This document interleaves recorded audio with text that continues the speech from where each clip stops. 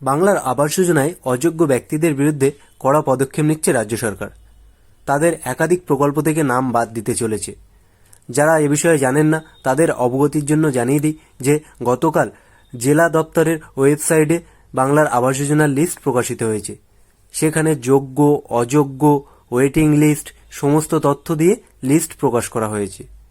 তো বন্ধুরা, এখানে একাধিক ব্যক্তির নাম, অযোগ্য ব্যক্তির নাম উঠে এসছে এবং তাদের বিরুদ্ধে একাধিক অভিযোগ উঠে এসছে। তো সে বিষয়ে রাজ্য সরকার গুরুত্বপূর্ণ পদক্ষেপ নিচ্ছে। তো আমরা আজকের এই ভিডিওতে জানবো যে রাজ্য সরকার কি কি পদক্ষেপ নেবে তাদের বিরুদ্ধে এবং তাদের কোন কোন প্রকল্প থেকে নাম বাদ দিতে চলেছে। মূল ভিডিওতে যাওয়ার আগে ভিডিওটি আপনি লাইক করতে ভুলবেন না, আর আপনি যদি এই চ্যানেলে নতুন হন চ্যানেলটি অবশ্যই সাবস্ক্রাইব করে দেবেন। বন্ধুরা, আবাস যোজনায় যে অযোগ্য ব্যক্তিদের বিরুদ্ধে কি পদক্ষেপ নেওয়া হবে সেটার তথ্য সরকার সংবাদ মাধ্যমে প্রকাশ করেছে, সেটাই আপনাদের সাথে শেয়ার করব। সমীক্ষায় সার, পাকা বাড়ির মালিক আবাসের তালিকায়। দুর্নীতি হটিয়ে উপভোক্তাদের তালিকা চূড়ান্ত করতে একাধিক স্তরে সমীক্ষায় রয়েছে জেলা প্রশাসন, কিন্তু তাও দেখা যাচ্ছে ভুয়ো উপভোক্তাদের নাম।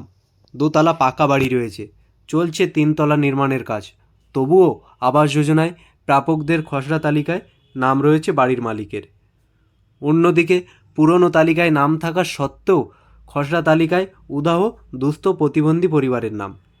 দুর্নীতি হটিয়ে উপভোক্তাদের তালিকা চূড়ান্ত করতে একাধিক স্তরে সমীক্ষা রয়েছে জেলা প্রশাসন, কিন্তু তাও দেখা যাচ্ছে ভুয়ো উপভোক্তাদের নাম রয়েছে। শাসক দলের বদন্যতায় এটা হচ্ছে বলে অভিযোগ বিরোধীদের।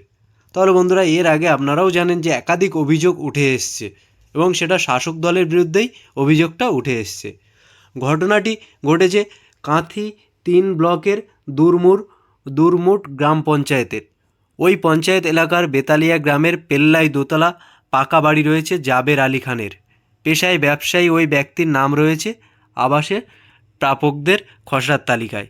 কিভাবে আবাসের তালিকায় নাম এলো, কারণ জানতে চাওয়া হয়েছিল জাবেকের বাড়ি, তবে সে সময় বাড়িতে কেউ ছিলেন না। তাকে ফোনও করা হয়, কিন্তু ওই ব্যক্তি ফোন বন্ধ করে রেখেছিলেন। এখানেই শেষ নয়, ওই গ্রাম পঞ্চায়েতের একই পরিবারের 2 বাসিন্দার নাম অন্তর্ভুক্ত করা হয়েছে আবাসের খসড়া তালিকায়। তখন বন্ধুরা, এখানে এত পরিমাণে দুর্নীতি হয়েছে যে একই পরিবারের 2 জন বাসিন্দার নামে ঘর এসছে।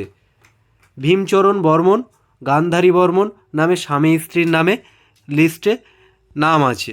স্থানীয়রা জানাচ্ছেন এরা দুজনেই দোয়াই সাইয়ে একই বাড়িতে থাকেন।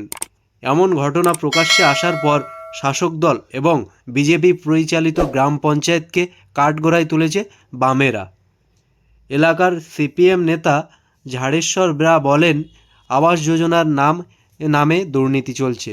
পঞ্চায়েতকে যুক্ত রেখে তৃণমূল আর পঞ্চায়েতের আধিকারিকদের একাংশ এই কাজ চালিয়ে যাচ্ছেন। কোনোভাবে প্রকৃত প্রাপকদের তালিকা থেকে বাদ দেওয়া যাবে না। স্থানীয় সূত্রের খবর, আবাসের চূড়ান্ত তালিকা সমীক্ষা হওয়ার পর বেতালিয়া গ্রামে স্থানীয় পঞ্চায়েতের নির্মাণ সহায়ক কৃষ্ণা মিদ্দাকে ঘিরে বিক্ষোভ জানিয়েছেন সিপিএম কর্মীরা।